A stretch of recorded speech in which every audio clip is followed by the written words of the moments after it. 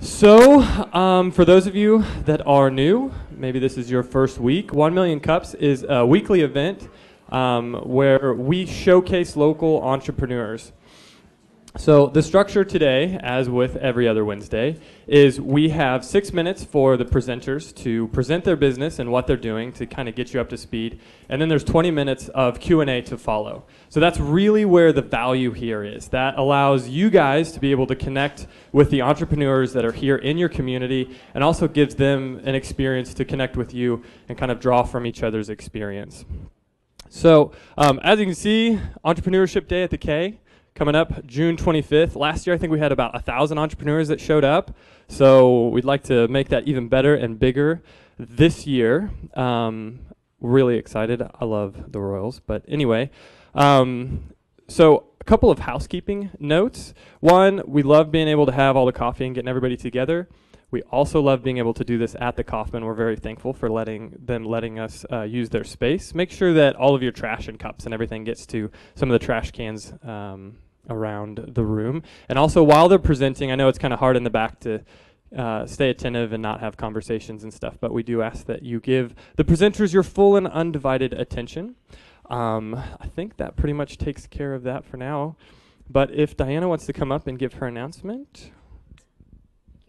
Good morning, 1 Million Cuppers. I am Diana Kander from the Kaufman Foundation, and I just want to let you know about an exciting event that's coming to the foundation in 2 weeks. It's called Lean Startup Machine. It's a weekend program, so it's Friday, Saturday, Sunday, May 17th, 18th, and 19th.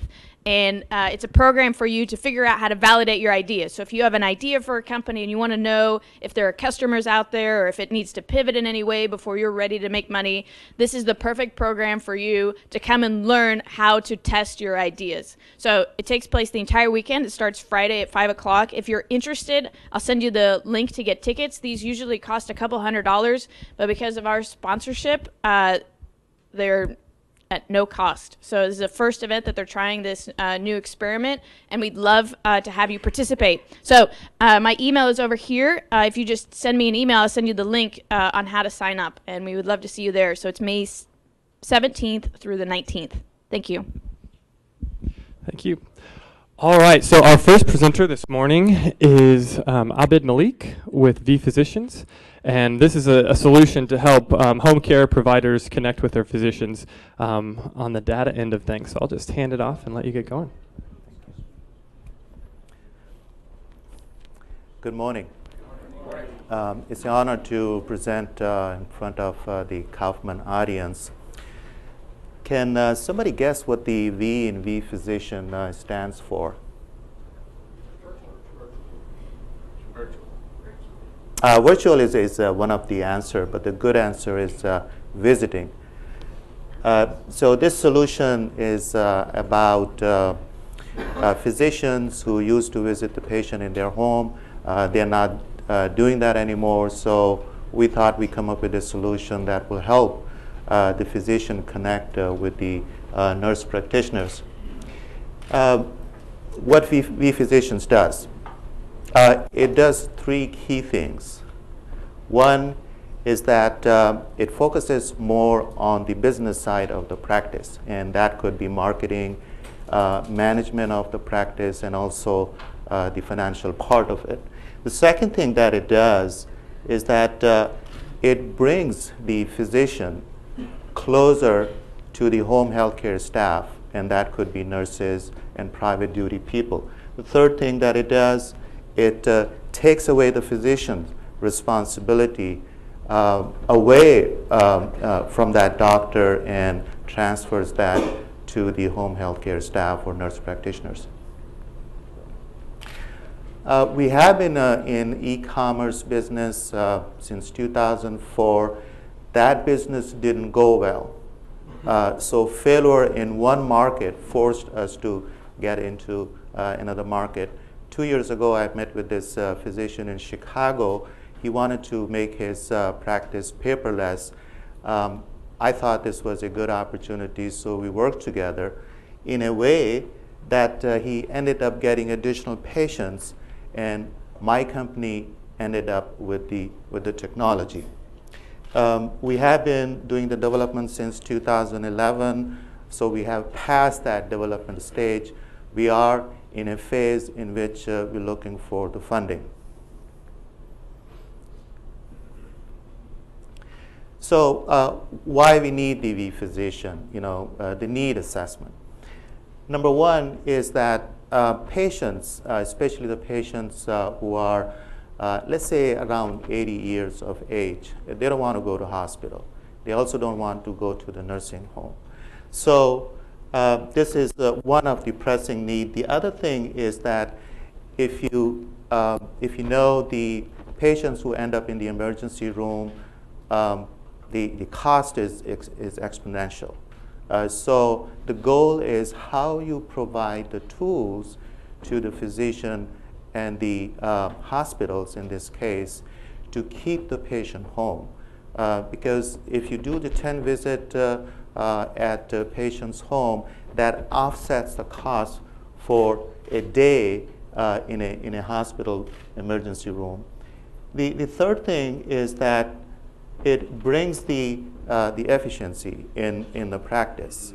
There was a recent report that was issued by Medscape. The idea was that 10 to 20 hours a week, this is what the physicians spend on the paperwork and the administrative task. So if you can take away those administrative and paperwork tasks away from the physician and pass it on to the medical assistant, that will be great.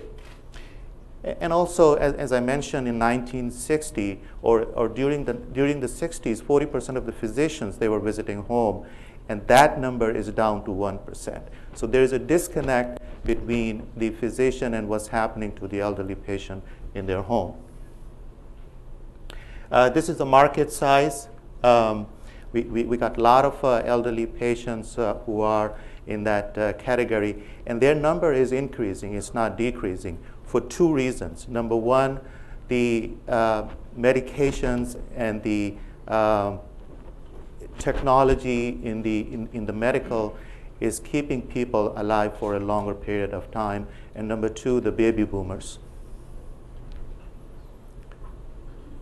The Medicare expense is about $558,000. This is what the government spent in the last couple of years. This is where we are, about $558 billion. Out of that, the patients who are in the long-term care, we estimated about 65 billion. This is what the Medicare or the government is spending in that area.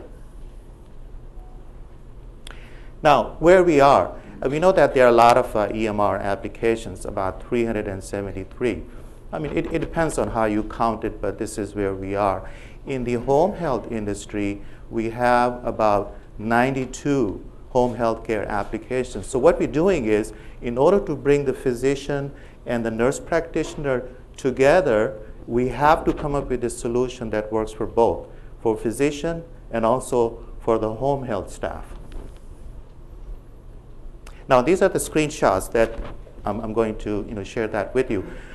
Number one key feature is that the clinic website and the back end, which has the EMR and practice management application, we have fused them together. On the front end is the website, and on the back end is the medical practice management application. The web pages are search engine optimized, so we didn't have to pay to anybody to come up with this ranking on the Google there. So if you type, for example, this keyword, and there are other keywords that you could use, and we will still come on the top. And that was all free. This is basically the dashboard when you log into the back end. This is what you see. As you can see, there is a patient appointment exam. And also we have a project and task manager to manage the practice better. And this is very robust. I don't have a time to go through it. And then the document, like x-rays. If some of the nurses, they cannot write into the EMR application, they can always scan the exam and they can upload it. So this is the area you could find those paperwork, and also the billing portion. The number one need of a practice is the billing, because this is where they lose a lot of money. As you know, the engineers and the physician, they are good in what they do, the technical part, but they are very weak in the financial and the marketing and the other areas. This is the patient chart. Now, one of the features that we also have is that we can take the patient data, whether they are the current patient or the future patient. We can project that on the Google map, and then we can see if these are the current patients or the potential patients. This is the CRM portion of it, where we can keep good relationship with the patient and acquire the new ones. Because it's a web-based application, it's tablet compatible. What that means is you can take the tablet, you can pretty much work with it. This is my contact information, and I'd be glad to answer any of the questions that you may have.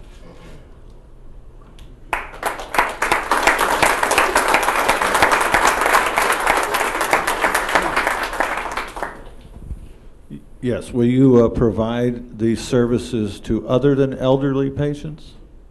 Yeah, that's a possibility, but our main focus is the elderly population. So let's say if somebody is disabled, it could be even a child that is homebound. So yes.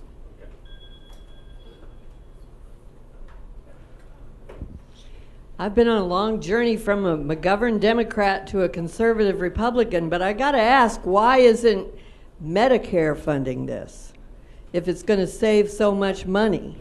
Because all the old people want that. They want house calls. That's a good question. I'm not a politician. I wish that people could, and it depends on who you ask.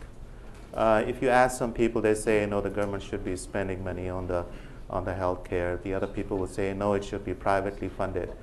But if you look at the people who are retired, not all the money is coming from the Medicare. They have their retirement income. They have some assets. So Medicare mostly funds the clinical part of it or the health part of it. But there are some other services that these elderly people need, and that has to come from their own pocket. But I'm not sure if I have answered the question on the Medicare, because this is a little bit more political. Ask them for money. Okay. They've got it. They're going to have more next year.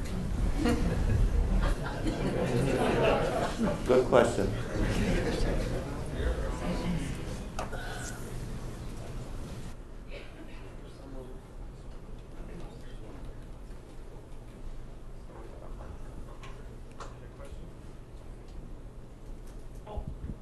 Sorry, I didn't know.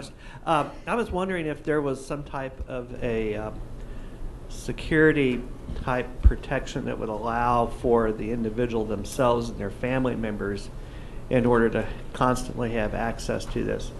Maybe you answered that a little bit earlier, but family members usually are the ones that end up catching errors that medical professionals make, and I've experienced that repeatedly. Good question. If you look at the top right, there is a patient login. Now, because we have been in e-commerce business, our responsibility was to protect the customer's credit card information. So protecting patient information is a lot easier for us. It's called PCI compliant. That means the site has to be hacker-proof.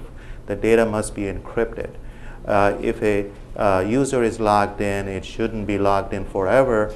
After, let's say, 1 minute or 2 minutes, if there is no activity, the system should automatically log out. But not only it has access for the patients, but also access for the nurses, private duty people. And there are different level of access. It's not one access for everybody. So we do have that capability. Good question. Are you in your rural areas? Yes. Actually, if you are not, then we want to be. Because it's a web-based, Verizon connection is everywhere. So all you need is the internet connection and a tablet. And they are getting cheaper. So rural will be one area. Actually, one of the clients that we had Actually, we still have it. It's in the Grain Valley, which is kind of a semi-rural area. So it works much better. I mean rural, like in the middle of Kansas. Yes, we would like to be there. If you have any connection, if you have people over there that we can talk to, I'd be glad to talk to them. But could you explain a little bit more about geocoding? So the practitioner that's going to go out and set up calls during the day, then they get the information the night before. How does it help them? In relation to mapping them and how to route? Yes, the Okay. efficiency aspect. Yes. As you know, the UPS and FedEx, they use that a lot. So let's say if they want to deliver items to, let's say, 5, 6 places in a neighborhood, so they want to make sure that they have the most intelligent route. We are very close to it. Once we have done mapping of the patient on the Google map, going to the next level is very easy. So we could do that. We have not done that, but we are in the process of doing that. Because the nurse practitioner who is mostly going to the patient, she has to see at least 10 patients in one trip. And we want to make sure that we send that nurse practitioner in a neighborhood or in an area where she has at least 10 patients. And you could only do that once you map that data. Take that data and then map that on Google. So this also provides the security aspect where somebody that's supporting that practitioner in the field would know where they're at when they've completed a call. Yeah, that's another feature. Good question. So that you can track where the nurse practitioner is, whether she's seeing the patient or having a lunch in a restaurant. So you could track that in a real time. Yeah, that's a good question. So that comes with some kind of accountability for the staff. I have a question. I was going to, actually it's more of I guess, a comment and a question. But have you thought about applying this, or are there any applications to this to the mental health field? And the reason why I ask that is because I happen to know some people that work in that area, and I know that there's probably a big need for something like this, if only for tracking and keeping people on their medication and whatnot. And there also happens to be an awful lot of funding for stuff like that. You have a lot of private institutions and a lot of city and state run institutions that, particularly with respect to children. So I just didn't know if you had any applications for this in the mental health industry or field or not. Yeah, good question. As people grow old, their mental capacity goes down. The most serious disease that they go through is Alzheimer and the other mental diseases. I mean, this is part of aging. We have to accept that. So you're right, there is a need for it, and the people who are caring for it, whether it's a physician or the nurse practitioner. Another thing is that we could also take the patient with the mental diseases and we can map that on Google so that we can cut and slice that data and then provide more intelligent information to the providers. So yes, it will help. We haven't done much in that area. Once we have at least 100 or 200 deployment, then that area will become more clear to us. But yes, there is a need for it. I have a question about your sales channel. Is it strictly consumer search driven, and that's where all your sales come from, or is this an add-on service that general practitioners can offer and market to their customers or their patients? How do you really, what's your sales channel? Yeah. I didn't have a chance to put that in the slide there because we were limited on what we can present. If we go directly to the provider or to our client, the cost goes up. So we thought that if we go through the channel partners, for example, the companies who already have foot in the door of the clinic or a hospital, so we can partner with them, we can share our revenue with them, and then they can help us do the deployment. We do have planned to spend plenty of money once we get the funding. We're looking for $500,000 on the sales and marketing. So yes, I hope I answered that question. Well, when you spend that money on sales, then you'll be Most of the money will be spent on the, creating connection with those channel partners. Yes. We have a question from the back of the room here. So my mother is a home health nurse and has been for a long time. So I've witnessed the amount of paperwork that home health nurses have. Is this tool going to alleviate some of the paperwork? It sounded like the doctors were passing their paperwork on to the nurses here. So if you want to get a home health agency to buy in here, how will it help the nurses to be more efficient? And is there any way to do voice to text for entering in all the information into, I guess that has nothing to do with your project, but have you tested that? The idea of having them speak the notes into these databases or what have you? Yeah. If I understood the question right, so how the medical assistant and those nurses can enter the information into the back end of the system so that the physician can see it, or the providers can share that data? Is that the question is? Well, they're already doing so much paperwork. So it sounded to me like the doctors want to be able to pass their paperwork on to the nurses. And they're already, doing paperwork into the night. So how can you sell this as a way to make their paperwork more efficient and more manageable, because it's kind of overwhelming? Yeah, correct. I'll give you one example. One of the nurse practitioners that was working with us, she already had a tablet, and it was very difficult for us to have her change from the paperwork to go to the tablet and enter the data directly. So we made a compromise. We said, okay, what you can do is you can still use the one-page exam that we gave it to them. She had about 3-page exam, and we said, well, can we reduce it to at least 1 page so that it's easy to scan and upload that exam into the system? So she finally did that. So we thought that it's going to be a big jump asking a nurse practitioner or a physician, who is especially old physician, to go directly from paper to our system. So maybe we can ask them to still use the paperwork for maybe 5-6 months, and then scan it, upload that into our system. So yes, there is a difficulty. There is a learning curve. But there are some penalties by Medicare and other insurances that if they don't switch from paper to the electronic, then they get penalized. So these are the things that the government is doing, trying to make the practice paperless. I hope I answered that question. We've got another one from way here in the back. Is there a way to share the mapping data so that the CDC can track certain diseases, such as watching how the flu spreads, things like that? I know you're mostly dealing with elderly patients, but you still have diseases like the flu that the mapping could be very helpful in watching how that spreads. So the question is about sharing the data for research? Yes, it's about sharing the data. Can that be shared with the CDC or another group that's trying to track certain diseases?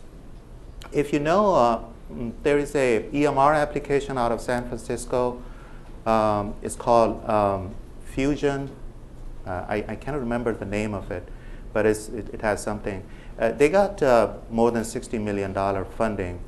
What they're doing is the EMR application is free. So what they do is the data that they collect, they sell it to the CDC or to any research company. It's aggregated data. Hopefully they don't sell the patient information, which would be illegal, but they can sell the aggregated data, and you could use that, or the government could use that for the benefit of the people there. We plan to do that too, but our data currently is very small. As we grow, then we can make more sense of what information we are collecting about the patients and their diseases. I have a question that kind of piggybacks on to the nurse side. My wife is a registered nurse at a hospital, and so I get to hear about kind of all the craziness that goes on behind the scenes with having to take care of a lot of patients. And you had mentioned, I think, 10 patients in a day for these nurses. if they're doing a 10 or 12 hour day, that's, you know, with drive time, and you said you wanted to keep them all in the same location, which will help with that. Are you going to require a certain amount of patients, or are you going to allow them to stay at the residence as long as needed? Talk a little bit about the nurse to patient load.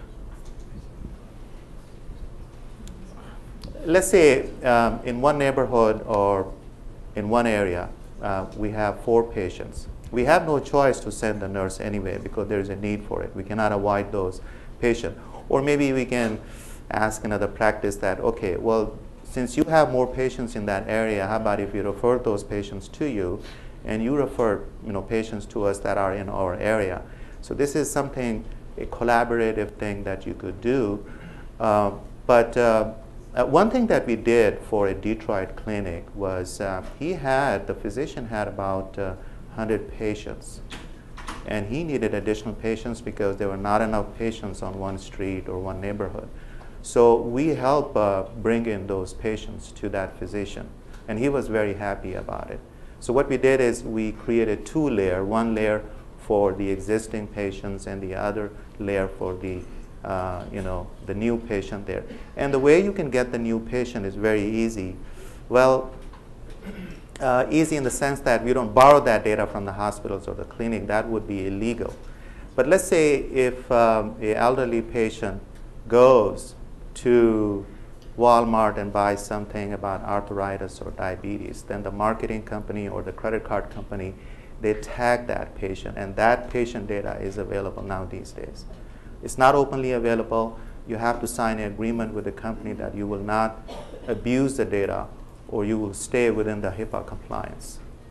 So I hope I answered that question, is that you can bring in additional patients in that area to make it worthwhile for the nurse practitioner to see more patients in one area or one neighborhood. Yeah. Brian, you had a question? Okay, my question is there resistance among the elderly to be seeing a nurse practitioner as opposed to the physician? And if the nurse practitioner needs to consult with the physician during a visit, is there availability for real-time interaction? Yeah. I think last year or the year before that, there was a government requirement that there has to be a face-to-face visit by the physician. But now they are relaxing it because the nurse practitioners are saying we are as good as the physician because they have 10, 15 years of experience there. So there's always a struggle going on between the family physician and the nurse practitioner. And the government also knows, especially in the rural area, physicians don't tend to stay there. They want to, stay in the cities. So it's a very good question, especially when I mentioned that in 1960s or in the 60s, 40% of the patients, they were doing house calls. That ratio is down to 1%. So the government realized that there is a shortage of physicians. So what they're doing is they're looking the other way when the nurse practitioner is taking the lead. But there is a requirement that the physician or the collaborative practice physician has to review 10% of the charts of the patients that is seen by the nurse practitioner. It's between 10 and 20%, depending on how distant or how far is the physician office from the patient. I hope I don't like your answer, but yeah. All right, we have time for one more question over here in the corner, Abed. I think you're definitely onto something. My mother's 70 in New York, and we just managed to get her a cell phone and turn her into a Mac person. Not all that generation has connectivity or even wants to. The other thing is, how have you dealt with the massive amounts of medical records, and are you outsourcing that data to be inputted, and how are you dealing with that? Yeah, there is a standard format that hopefully the clinic or the hospital are using an existing EMR application that comes with a standard format.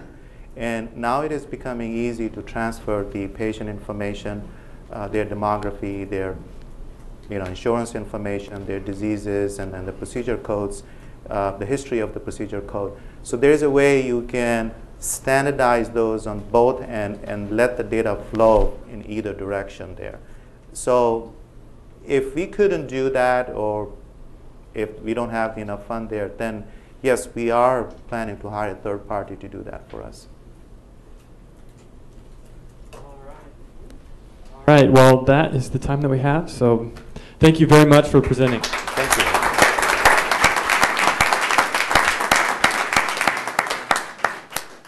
All right, we'll make some announcements here, or at least one. Mr. Stephen Fuller, where are you hiding out? There he is. All yours. All right, thank you. Hey guys, all right, my name is Steven. Some of you guys have seen me around here before. How many of you guys know Screenland Crossroads here? All right, is everybody aware that they are being forced out of their building and their last date open will be May 17th? Boo, that is right. We're losing one of our great centers and for theater here in the Crossroads. The other thing is that Cinema KC, which I help out with the fundraising for, if you're not aware, Cinema KC is a nonprofit 501c3. They work with the local film community. They have a television show that's in its 3rd season. It'll be on KCPT this fall. Start shooting June 12th. So we just found out we're losing our headquarters. So the last day that we can be in Screenland is also May 17th. So we have a week and a half to pull off 3 events. Tonight is the last screening that we will have at Screenland. It is for Harry Truman's birthday. We would love for everybody to come out. That is at 7 p.m., 6 p.m. There's a mixer. And then on the 16th, we are doing a live auction. And on the 17th, Screenland is doing their last final blowout. There's going to be a Ramones cover band. There's going to be all kinds of stuff going on. It'll be the last party at Screenland that night. If you could, please come up and grab me afterwards. Again, my name is Steven. Jerry Rapp is over here from Cinema KC as well. Sean Kelly is over here. You may know him from the Mayor's Arts Forum and some other things. I mean, Sean is pretty much everywhere throughout the Crossroads in Kansas City right now. So grab one of us and Jason, and please find out how you can help with some of the stuff that we have going on. Again, we have about a week and a half to find new locations, to raise some funds, and to get ready for all the events and the show that starts shooting again in June. Thank you guys very much. Does Screenland have a new location yet? Not yet. Okay. It's one of the things that we're looking for. If you want to, please talk to Jason about that. All right. So we're at capacity in this room today, 200 people plus 10 in the overflow room. So if everybody could just turn around and face that camera and wave to the overflow people. Hey folks, you're part of 1 Million Cups too. We love you. We'll see you shortly. So our second presenter, who here keeps an online calendar? Anyone? Anyone? Who really loves syncing their online calendar with their colleagues? Yeah, that's what I thought. One person. You're just way ahead. So our next presenter is Dwayne Brock, and he has a solution for syncing and maintaining online calendars to make that a simple and maybe even pleasant experience. So please welcome Dwayne Brock. Okay. Thank you. Dwayne Brock. So I already noticed when we started today, there were 2 announcements for events. There's a 3rd one here. We just had another one from Steven, and how many of you put it into your calendar? I didn't see too many people. So obviously we have a problem on how we do that. I mean, it's overwhelming how many events and activities people ask us to do all the time. Do you ever feel like you're just not in Kahootz anymore with your family calendar, your school schedule for your kids, or all those community events? Well, we have a solution for you. My name is Dwayne Brock, and I would like to introduce you to Kahootz, Discover Modern Calendars. We know that consumers are really frustrated with current online applications.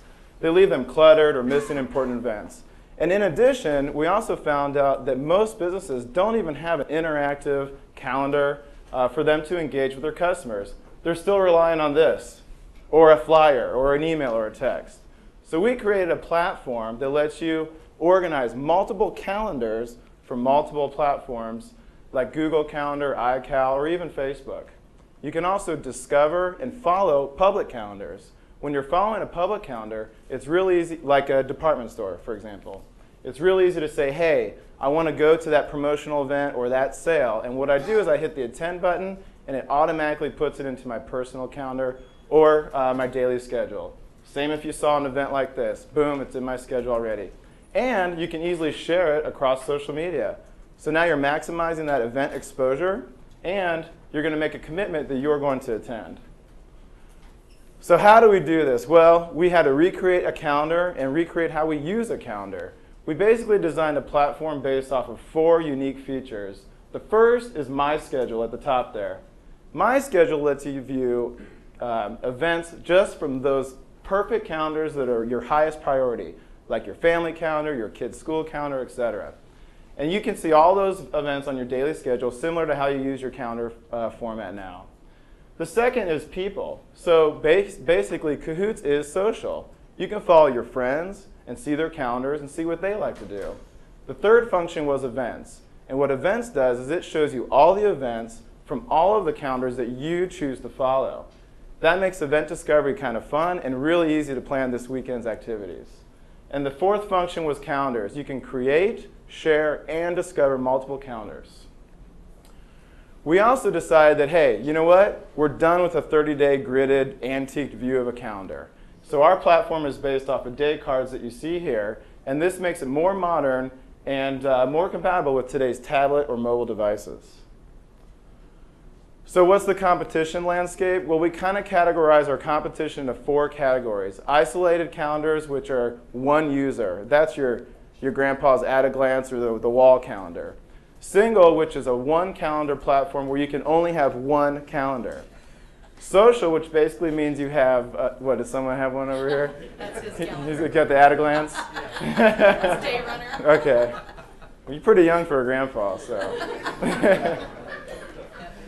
Social is basically multiple users that can use your calendar platform, and multiple basically means your calendar platform where you can integrate more and more in multiple calendars. Most of the online niche calendars fall into our competition down here in the single with multiple users. The disadvantage for those is they are what they describe, single. If I want to follow more than one of those calendars, I have to remember multiple usernames and passwords. There are some challenges to currently available multiple calendar platforms as well. It's very difficult to have cross-platform integration, meaning it's hard to get iCal back into your Google Calendar and vice versa. They're very difficult to share across social media. On the other hand, Kahootz was built from the ground up to be social. In addition, our unique feature base and the ease of use is what really separates us from our competition. Kahootz has already established a track record of success. We were able to develop our minimal viable product and launch it in August of 2012.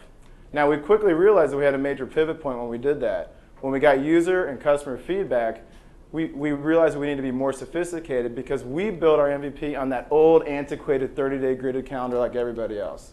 So we booted that, decided, hey, we need a new platform, which is what we have today, which is our beta version. Now, we turned our beta version on live just a couple weeks ago. We already have over 700 users in 71 different countries. And today, with your help, is our initial first beta launch.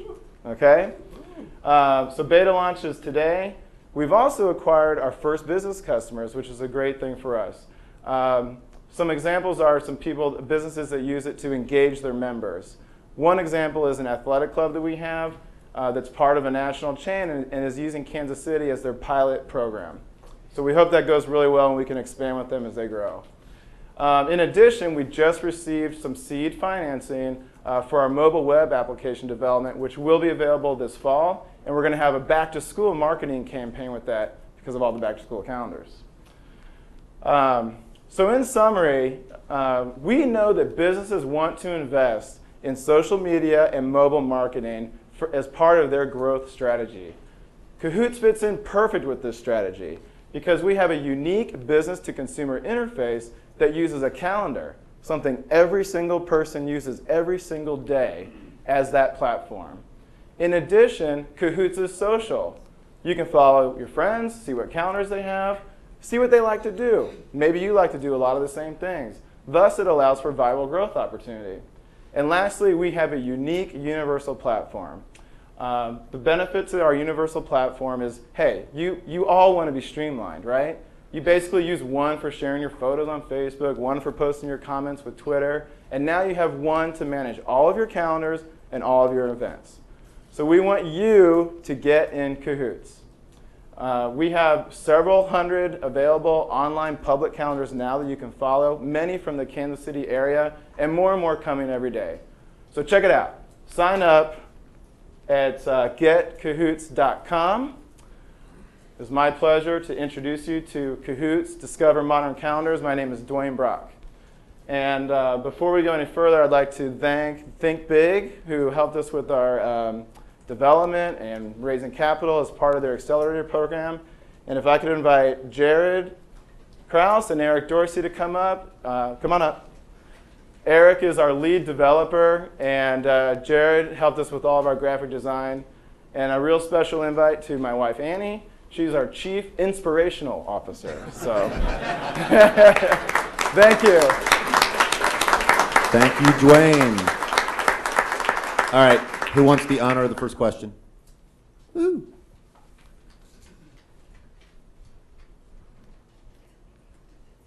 So if I'm an employer, now can I be the big brother and spy on what all my employees are doing and who ditched out, who had lunch with whom, who's meeting at night looking for a new job? Can I have any perspective? I mean, I'm always shocked at how much people put on their Facebook. You know, so if I'm a young woman who wants a new job and the new prospective boss asks to see my Kahootz calendar, is that open? Great question. It depends on how smart your prospective employee is. We built Kahootz obviously to maintain people's privacy. That was our #1 priority. So they have the option whether they create or attend an event or create a calendar to make it either private or public. So if they're smart, they're going to keep it private, and only those people they invite in can see their activity. Okay? The public calendars are an advantage to a business that has events, like a Kansas City Entrepreneur Community Calendar. So you can be engaged across the community, people can see it. But if I click that event, I can set up my profiles to be private and people wouldn't see it, okay? Next question over here. Yes, you mentioned help with capital funding. Somebody had helped you with a capital raise. Mm-hmm. Are you fully funded? Well, we are definitely raising funds. Okay. To this point, yeah, but we definitely are raising funds. Okay. Dwayne, we've got a question here behind the camera. Okay. I just want to know how do you guys make money? Great question. So that was one of the slides I had to get rid of. So we know it's going to be a fluid revenue opportunity stream for us. So basically right now we have discovered through our market research and our sales efforts already that businesses will pay us to create their online calendar because they don't have one now. They have PDF files or Excel spreadsheets, and they will pay us a monthly charge to manage that for them.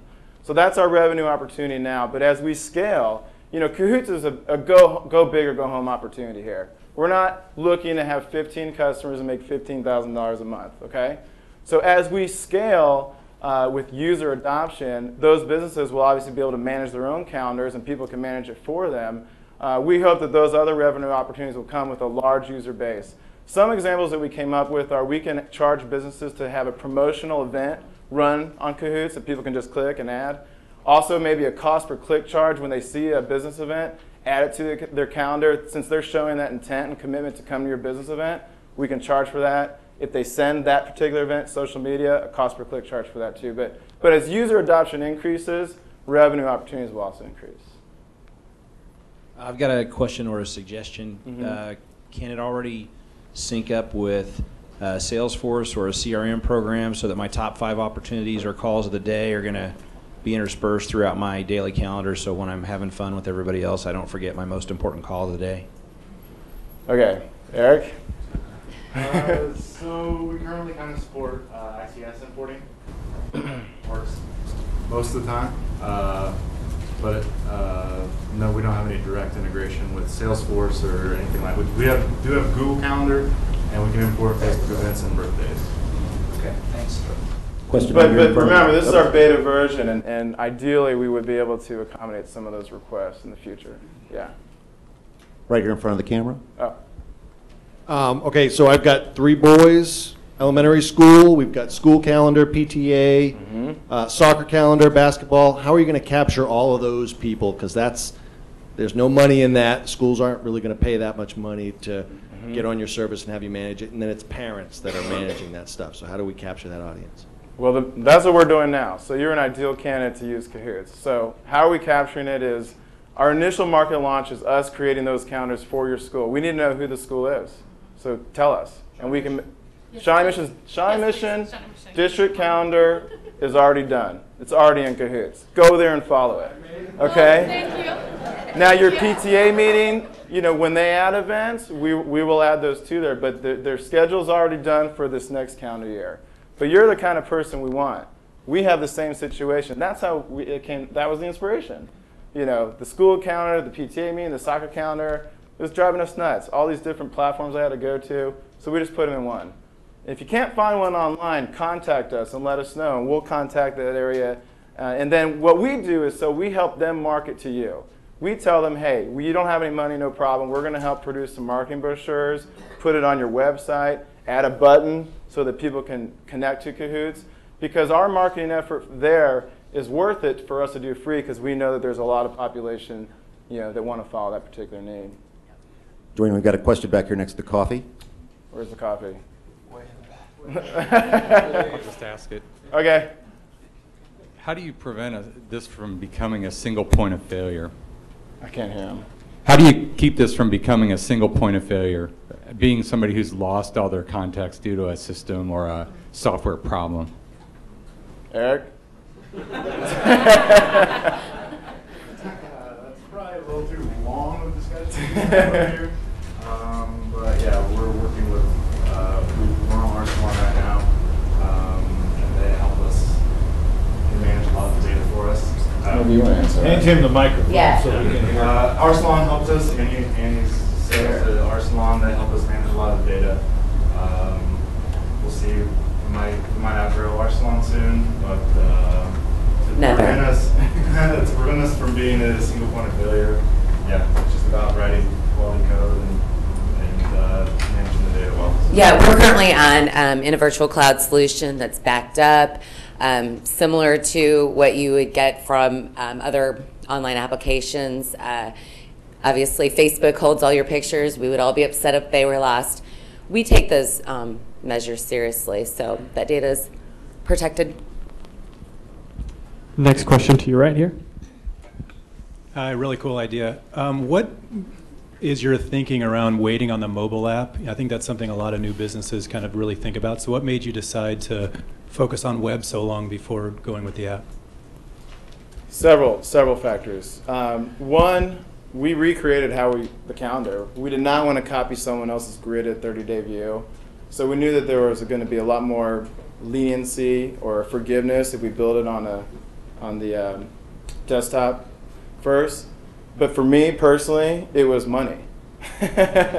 Financial decision, to do a mobile web app and have those risks that it wasn't going to work could be very costly. And plus, we really didn't find someone that we liked that could really do the mobile for us right away. So we went desktop first. And do you want to answer that more? Or? I think it's good. Okay. All right, we've got a question from the interwebs. Do you physically enter info, or do you have a portal, or do you scrape websites? It depends. Okay. All of the above. It depends on what they're looking for. Some businesses, some organizations have calendars that are easily to export that we can bring in. Like Eric said, we can bring in a Google Calendar and ICS. We do have data entry that we do. So again, if you have one, contact us at Kahootz, which is contact@kahoots.co. In addition, though, it's actually pretty easy to create your own calendar as well. So you can do that in there. I just want to add, we are, for lack of a better word, we're trying to carpet bomb Kansas City with tons of calendars. A calendar is born every day, hopefully more than one. We continually are adding calendars. Right now, contact us. We are adding them at no cost, but we will be eventually moving it into the business model. Right now, it's important to get the business and user adoption. So anyone, you can also make your personal calendars. I wanted to add this for the individual who talked about the busyness with family. It's really nice because my husband and I share a calendar. If you looked up above in the My Schedule, it actually showed there's 10 very popular calendars, and one of them for us is the one we share, our family calendar, and we're both admins. So when he adds an event or I add an event, it immediately populates to the other person's calendar. So we got rid of that problem of saying to each other, "You didn't tell me about that." I mean, we got rid of that because it's always in Kahootz, and we know immediately when something's going on. So there's both, just like you would in your calendar day. The nice thing is you'll be able to follow the businesses and the events that you like and love without having all of their events show up in your calendar. You can look at a calendar. You can go discover a calendar, look and see what's going on there, and just click attend to that one event. So I don't have 173 baseball games show up on my calendar. Oh, 162. I have one, the one I'm going to. So. Is there any way that the men can block the women's honeydew list? Yeah, trust me, that's all that's filled in. That's automatic. That's automatic, of course. All right, a question from the back. So I was trying to download onto my smartphone as you were telling us that there wasn't a mobile app. My smartphone functions pretty well. I have 3 different Gmail calendars that all come to my smartphone, all my Facebook, all my Eventbrite events. I all can access them all on my smartphone. So you're in a community of app developers. I think that you need to hurry up and find your app developer, because a lot of us really rely on our smartphones for managing our events and accessing information. And you have a huge community of app developers right in front of you. Well, just to clarify, mobile is what we're working on right now. We just had to build the application with more of a minimum viable product of what we were looking for to incorporate into the application. But the mobile app is what we're building right now, and we realize the importance of it, especially because everyone's using it. It's not that we don't value the mobile app. It definitely, right now you can actually use it with your mobile app, but it's not native, and we just are a couple months away from that. So, yeah. Thanks. August. Okay. What's been your sort of entrepreneurial journey leading up to this? So is this your first venture that you've ever had, or have you done startups in the past? I have a business background and sales experience, and I took on a distributorship in medical device sales. So basically I did build and grow a $21 million medical device business. But as a distributorship, I do have certain manufacturer facilities, so it's a little bit different than a total startup. Mm-hmm. So if you want to classify and generalize it, yeah, this is my first startup. Cool. And it's been a long journey. But I really need everybody's help too. So Let's speak to that a little bit more. I mean, you've got 212 people here. Mm-hmm. Tell us how can we help you? Great, I'm glad you asked.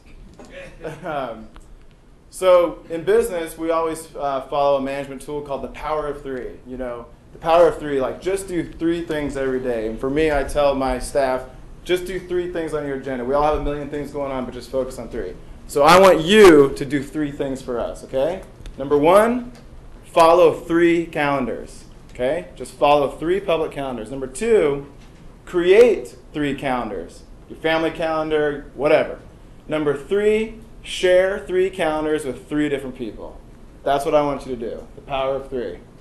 And if you are a business and you do have events, come see us, and we're more than happy to show you how we can make a calendar for you, and you can broadcast to your current customer or member base. Okay? Anybody else? Yes, sir. One question. I'm, with Facebook kind of moving away from the younger generation, it feels like having 3 kids in college, you rarely go there as much anymore as Twitter and everything else. How do you see yourself progressing? I noticed on your startup screen, I just went to sign into your thing and you immediately hit us with Facebook right out of the gate. The second thing is, I get very annoyed with Facebook when I get all these notifications from my friends who want to add my birthday calendar, which is then going to put me on a third-party person, which is then going to start shooting me stuff. How do you avoid that stigma, and have you given any thought to that? Well, first of all, you can sign up without linking to Facebook. You might want to make that a little bit more. I know it's clear on there, but it's a little. You're hitting Facebook right in the face, and it looks like I don't know what's going to happen when I sign in with Facebook with you. Is that going to? Am I going to start getting the little, Farmville app solicitations and all these other things? So that would be a concern for me as a guy who doesn't like that type of stuff. Sure. Do you want to comment on that? I mean, we try really hard not to be spammy. So I don't think we don't post anything to Facebook for you. So all we do is take your birthdays in there, and by default, the birthdays are on your other calendars, so they don't show up right in your face all the time. But we don't push anything to Facebook unless you specifically say share this to Facebook, and then you're doing it through Facebook. So we try not to be spammy. I just want to comment on the Facebook, because that's an important one. The Facebook birthdays goes to its own little calendar that you can click and look at all your birthdays. You can actually click on there, and then with one click, you can add one of those birthdays to the calendar that you see every day. So maybe there is one of the 765 friends that you have that you want to remember their birthday, or 10, but you don't have to have all of them show up in your personal calendar. You actually click attend to their birthday, and it shows up at the top on the day of their birthday. Makes it a little easier. We didn't want all the Facebook events and all of the Facebook birthdays in our calendars, so they have their own separate little calendar in the calendar tool. Does that user have to give you permission to do that? That's your Facebook. What he was talking about was that when you send out the ad, the user has to give permission for you to add their birthday. No, it's yeah. Go ahead. So when you sign up for Kahootz, it says log in with Facebook. When you log in with Facebook, it's prompts you. It's the Facebook dialog. It prompts you, says, we want access to your events, and we want access to your friends' profiles. And that's how you allow it. You can turn it off through Facebook. Dwayne, we've got a question right here in front of you. Good application, Dwayne. One question that I have is on the business or on the nonprofit side. If I want to know what kind of events going on in the Kansas City area that I can pick and choose, I know that the KC Source Link, was that a KC Link Source? They have a lot of events on their calendar. But I'm sure they can benefit from your application, maybe the events that they are missing. And do you also cut and slice events by categories? Yes and yes. We have several nonprofit calendars already available online. We not only can separate them by category, but we do have categories right now. You can search, and they're in different categories. But what an advantage to one of those organizations is we can create different calendars for that one organization. For example, they might have a community calendar where you want a calendar for charity, one for concerts, one for entertainment. So you don't get like the list that you see now where they're all jumbled together, because maybe you're just interested in the nonprofits. So we can create a calendar for them with just the nonprofits. All right, Dwayne, we're at 10 o'clock. Your final word. My final word is get in Kahootz and go sign up. Thank you very much, Dwayne.